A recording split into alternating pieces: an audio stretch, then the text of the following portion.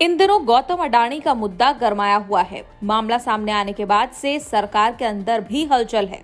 अमेरिकी firm Hindenburg की report से अडानी ग्रुप के शेयरों में आई भारी गिरावट के बाद विपक्ष ने संसद में मुद्दा उठाया और अब वित्त मंत्री निर्मला सीतारमण ने इस मामले पर बड़ा बयान दिया है। उन्होंने कहा कि इससे भारत की स्थिति किसी भी तरह से प्रभावित नहीं हुई है। No, I don't think. Otherwise, how did our foreign exchange reserve grow? Was it 8 billion in the recent last 2 days? The foreign exchange reserve in the last 2 days has gone up by 8 billion. So our macroeconomic fundamentals or our economy's image, none of which has been affected. Yes, FPOs come in, FIS come out, get out.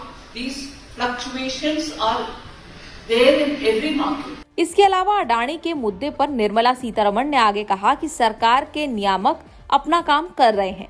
Reserve bank अपना बयान जारी कर चुका है और सेबी इस मामले पर नजर बनाए हुए है। It will be the regulators who will do their job. You've had the Reserve Bank comment on it yesterday.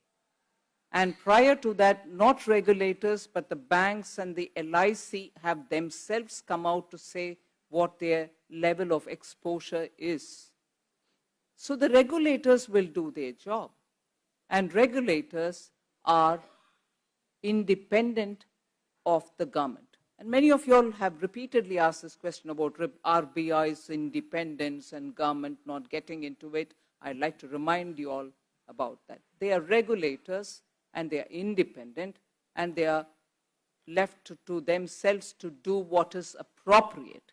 And actually, for keeping the market and the markets regulated well in prime condition, the SEBI is the authority and it has the wherewithal to keep that prime condition intact.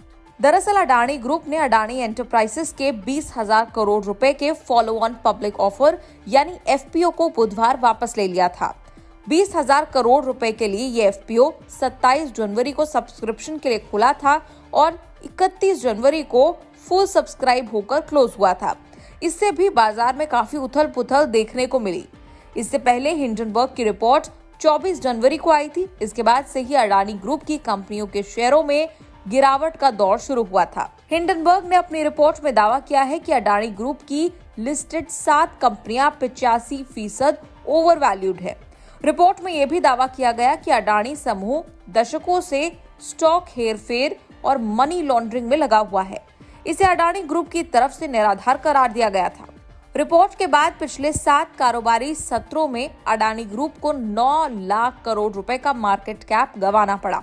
Adani power, Adani total gas, Adani Wilmer, Adani green, Adani transmission, Adani ports, Adani enterprises, Ambuja cements, ACC और NDTV को मिलाकर stock market में Adani group के कुल 10 share listed हैं। Hindenburg की report आने के बाद इन शेयरों में 50% तक की गिरावट आई है। इतना ही नहीं, टॉप अमीरों की लिस्ट से भी अडानी तेजी से फिसले और दुनिया के सबसे अमीरों की टॉप 20 लिस्ट से भी बाहर हो गए। अब आने वाले दिनों में देखना होगा यूं बर्बादी का दौर जारी रहेगा या फिर गौतम अडानी वक्त रहते इसे संभाल लेंगे।